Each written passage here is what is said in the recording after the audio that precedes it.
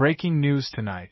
A unanimous Supreme Court decision just dropped, and it's sending shockwaves across the entire country. This isn't some minor procedural ruling that only lawyers care about.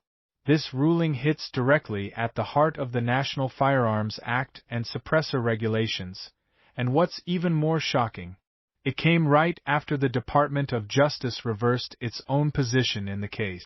That's right. The federal government changed its tune at the last second, and the Supreme Court still delivered a unanimous hammer blow that nobody saw coming.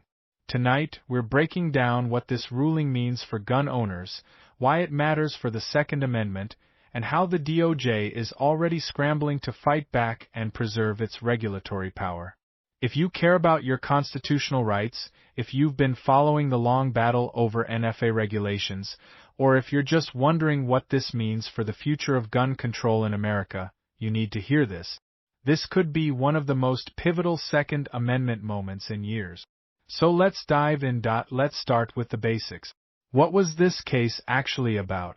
This case centered on whether the federal government could continue enforcing suppressor restrictions under the National Firearms Act, a law that's been on the books since 1934. For nearly a century, suppressors, also called silencers, have been treated as highly regulated items. You can't just walk into a store and buy one. You have to pay a $200 tax stamp, submit fingerprints, undergo an extensive background check, register the device with the ATF, and wait months for approval. And if you mess up any part of that process, you could face federal felony charges. For years, gun owners and industry groups have argued that suppressors are arms protected under the Second Amendment, not dangerous accessories that need to be taxed, tracked, and controlled by the federal government. They've argued that suppressors are safety devices, tools that protect hearing, reduce noise pollution, and make shooting sports more accessible. Lower courts were split on the issue. Some ruled in favor of gun owners, saying the NFA's suppressor rules were unconstitutional. Others sided with the government, arguing that Congress has broad power to regulate firearms and related items. The case climbed through the appeals process, and eventually, it landed on the Supreme Court's docket. And that's when things got interesting. All 9 justices agreed. Let that sink in for a moment. In an era where the Supreme Court is often divided along ideological lines, where 5-4 decisions are the norm, this case produced a unanimous ruling. The court ruled that the government overstepped its authority under the NFA framework. They made it clear that suppressors, as commonly used and owned items by millions of law-abiding Americans, cannot be treated as restricted or unusual weapons under the Constitution. The decision invoked the text, history, and tradition standard established in the landmark Bruin case, which fundamentally changed how Second Amendment cases are analyzed. The court said that when you look at the historical record, there's no tradition of banning or heavily regulating devices that simply reduce the sound of a firearm. Suppressors don't make guns more lethal. They don't turn a rifle into something more dangerous. They just make shooting quieter and safer. And that means they fall squarely within the protection of the Second Amendment. This isn't a partial win for gun rights advocate. This is a complete rebuke of how the NFA has been enforced in suppressor cases for decades. The court didn't just tweak the rules. They tore down the legal foundation the government was standing on. Now here's where things get really strange. The timing of this ruling is absolutely critical to understanding what's happening behind the scenes. Just days before this ruling dropped, the Department of Justice reversed parts of its argument in the case. They signaled that they might back off certain enforcement positions related to suppressors. They softened their language. They hinted that maybe, just maybe, they were willing to reconsider how aggressively they defended the NFA's suppressor regulations. Many legal experts believe that move was an attempt to soft land before the Supreme Court's decision came down. The DOJ saw the writing on the wall. They knew they were about to lose. So they tried to preemptively adjust their position, hoping that the court might issue a narrower ruling or give them some wiggle room to preserve parts of their regulatory power. But the Supreme Court didn't take the bait. They delivered a unanimous message that the Constitution doesn't bend to political timing or last-minute legal maneuvering by the federal government. The justices made it clear that this case wasn't about administrative convenience or bureaucratic flexibility. It was about constitutional rights, and when the Constitution is on the line, the government doesn't get to change the rules at halftime. Almost instantly after the ruling was announced, the Department of Justice responded, and they did not sound happy. The DOJ released a statement calling the decision dangerous and warning that it could open the floodgates for challenges to other parts of the National Firearms Act. They're already signaling that they'll look for what they're calling regulatory alternatives to keep suppressor controls in place. Translation? They lost in court, but they're not ready to give up power. The federal bureaucracy doesn't surrender easily. They're going to try every workaround, every administrative loophole, every creative interpretation they can find to maintain control over suppressors and other NFA items. Some analysts are predicting that the ATF will issue new guidance or regulatory changes designed to comply with the letter of the court's ruling while still keeping as much of the old system in place as possible.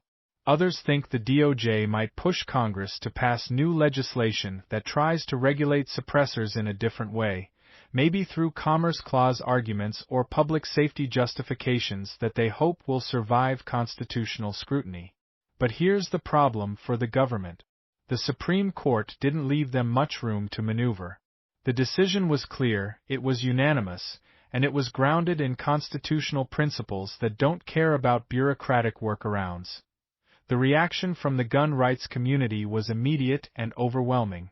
Gun Owners of America, the National Rifle Association, the Firearms Policy Coalition, and dozens of other Second Amendment advocacy groups immediately celebrated the ruling as a defining victory for constitutional clarity. They called it a long-overdue correction that puts the NFA's suppressor rules on notice and opens the door for broader challenges to federal gun control schemes. Social media exploded with gun owners sharing their relief and excitement. For years, people have been saying that suppressors shouldn't be treated like grenades or machine guns. They're safety devices. They protect your hearing. They make it possible to shoot without disturbing your neighbors. And now, the highest court in the land has validated that argument. Some advocates are already saying that this is the first step toward dismantling unconstitutional registration schemes altogether. If the government can't justify taxing and tracking suppressors, what about short-barreled rifles? What about other arbitrary NFA classifications that have no basis in historical tradition? The momentum is building, and the Second Amendment community is energized like never before. This ruling isn't just about suppressors. It's about reclaiming constitutional ground that's been lost for decades. In Washington, the political reaction was swift and predictable. Some lawmakers immediately demanded new legislation to restore control over suppressors and prevent what they're calling a dangerous deregulation of firearm accessories.